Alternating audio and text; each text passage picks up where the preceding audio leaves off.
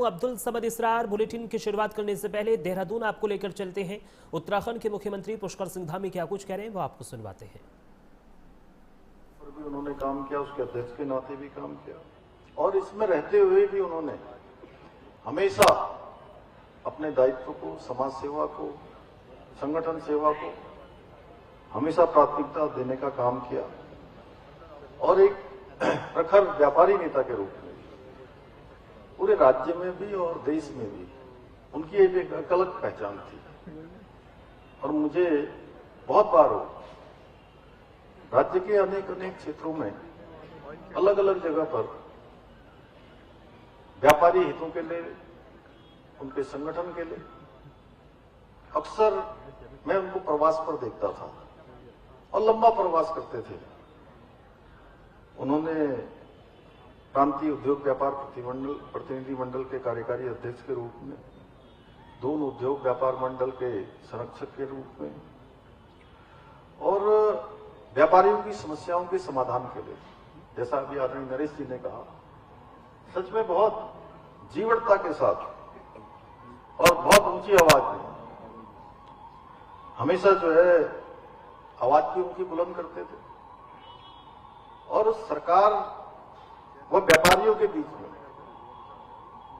एक समन्वय का काम भी करते थे, उनको जोड़ने का काम भी करते थे। एक सेतु के रूप में जो समस्याएं आती थी, उन समस्याओं के समाधान के लिए भी सदैव प्रयत्नशील रहते थे। और मुझे भी शुरुआत के कालखंड से, जब से राज्य का गठन हुआ, तब से उनका कई बार भेंट करने का अवसर मिलता था। उसके बाद धीरे धीरे जैसे जैसे समय बढ़ता गया, हम लोग भी राजनीतिक क्षेत्र में जो पार्टी की जिम्मेदारी, समाज की जिम्मेदारी, जनता की जिम्मेदारी मिली, उसके नाते अक्सर उनसे मुझे भेंट होती थी। और कई बार हम लोग बहुत सारे स्थानों पर साथ साथ हमने प्रवास भी किया। और अपने जीवन के आखिरी दिनों से कुछ महीनों पूर्व, मैं कहूं लगभग साल भर पहले, एक दिन तो पूरे दिन भर उनके साथ मैंने हरिद्वार में एक आश्रम में पूरे दिन भर हमने जो है बातचीत करी और अनेक अनेक विषयों पर। ऐसा लगता नहीं था कि वो इतनी जल्दी हमारे बीच से चले जाएंगे, लेकिन क्योंकि समय की गति है, जो भी इस दुनिया में आया है उसको जाना है। जिस दिन व्यक्ति पैदा होता है उसी दिन उसकी आयु भी निश्चित हो जाती है, कितने दिन तक संसार में रहना है। लेकिन अगर वो अच्छे कर्म करता है, निष्ठा से, समर्पण से काम करता है,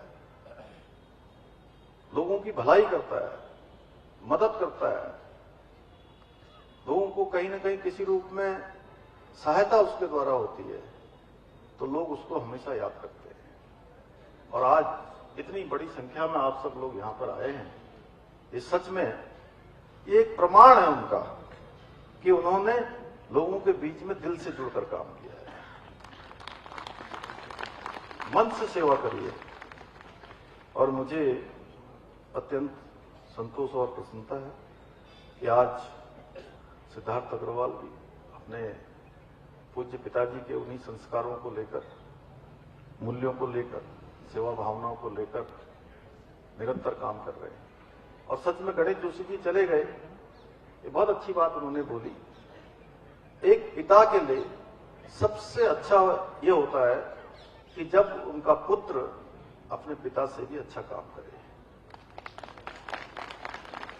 सबसे ज्यादा प्रसन्नता उसको होती है। और मैं भी जिस जिम्मेदारी में आज काम कर रहा हूं, उमेश भाई मुझे कह रहे थे, बहुत जगह उन्होंने मुझे अलग अलग मौकों पर कहा कि आपको बहुत जिम्मेदारी पर काम करना है। लेकिन जब मैं इस जिम्मेदारी पर आया तो वो इस दुनिया में नहीं रहे। ये मुझे सच में आज मुझे एहसास होगा जब मैं उनका एक चित्र देख रहा हूं, जब मैं उनके अभी इन्होंने मुझे वहां प्रदर्शनी में लगे हुए फोटो दिखाए। लेकिन वो जहां भी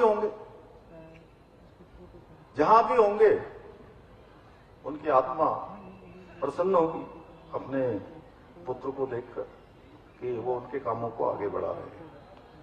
और ये कार्यक्रम होना बहुत ऐसा अलग नहीं है, लेकिन इस प्रकार का कार्यक्रम, इसकी रचना करना जिसमें हमारे सभी बुजुर्ग आए हैं, बड़े आए हैं और उनका आशीर्वाद मिले, सच में मैं तो अपने को सौभाग्यशाली मानता हूं कि इस कार्यक्रम के माध्यम से मुझे भी आप सबको प्रणाम करने का अवसर यहां से प्राप्त होगा। और ये इन्होंने बहुत शानदार काम किया है। हमारे जो वरिष्ठ जन होते हैं, जो बुजुर्ग होते हैं, उनके पास जीवन का अथाह अनुभव का खजाना होता है, भंडार होता है, और वो केवल परिवार के संरक्षक ही नहीं होते हैं, बल्कि हमारी संस्कृति के, हमारी परंपराओं के और मूल्यों के जीवंत वाहक होते हैं। और आप सभी से मैं ये कहना चाहता हूं कि आप सभी हमारे